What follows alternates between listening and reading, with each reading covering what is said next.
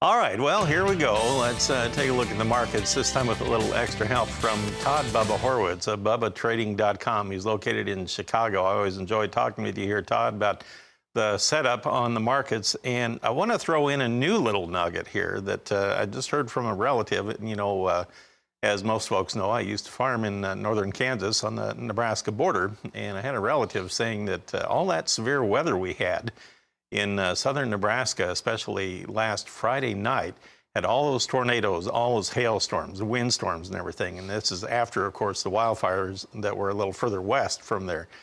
But those wild storms that went through there, Todd, just in 3 pivot irrigation dealership territories, just 3 towns, they lost 400 pivot irrigation systems, I understand.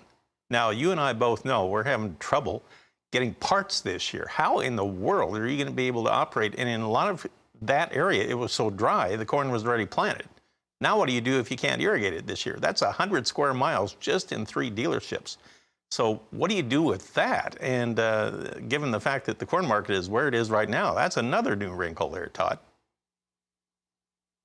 It's just another problem on top of the many problems that exist with the supply chain. B, with the even delivery, even if they were open, would they have the parts and what they needed to do? There's so many issues, Marlon, and we've got weather issues already as well. So you put that on top of Brazil's bad crop, the Australian bad crop, and now we're having some issues, and now we're giving up just another 100 square miles potentially. I mean, this is going to be an ugly. It's going to be good for prices, but it's not going to be good for many people around the globe, because there's going to be most likely a food shortage that's going on, which is not obviously what we want to see. So Globex trade, when it wrapped up this morning, we had July corn at that time 8 cents higher. Then it sold off, and a little bit ago we were down 3 or 4 cents. Now you have July corn just 2 cents higher. We're quoted at $7.95 3/4, still under $8. December down 3 at $7.32. Did you hear what caused that sell-off? It went down, I think, 13 cents in about 39 minutes. You know, Marlon, every little headline right now is causing grief and fast movement, because the truth of the matter is the volume is very, very thin.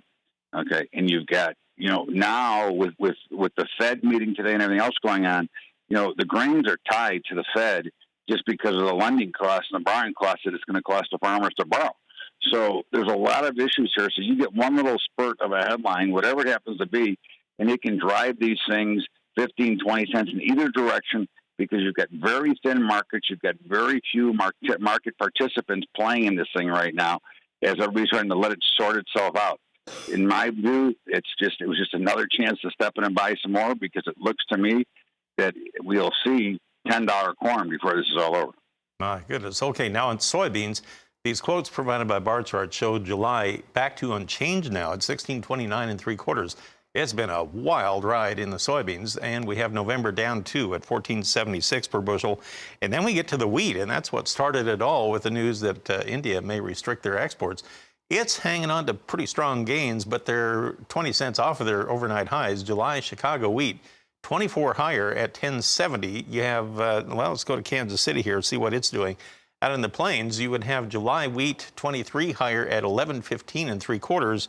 And also on the Minneapolis market, you have that July contract now trading 13 higher at 11.68 1/2. That's the latest on the grain markets. Todd, thanks for the information today. I appreciate that very much. Todd Bubba Horwitz at BubbaTrading.com in Chicago. We'll come back, and I'll take a look at our livestock trade after this.